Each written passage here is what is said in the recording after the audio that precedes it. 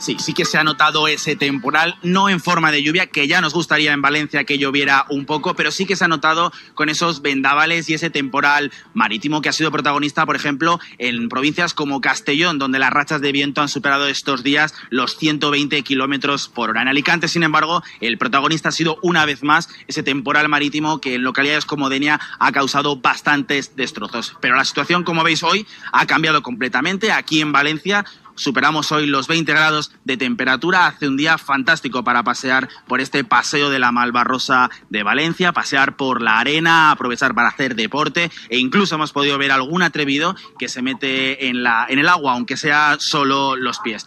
Como decimos, día perfecto para salir a la calle. ¿Por qué no llevar la chaqueta en la mano, lucir una manga corta? Porque en muchos puntos de la Comunidad Valenciana y de todo el Mediterráneo se superan hoy los 25 grados de temperatura.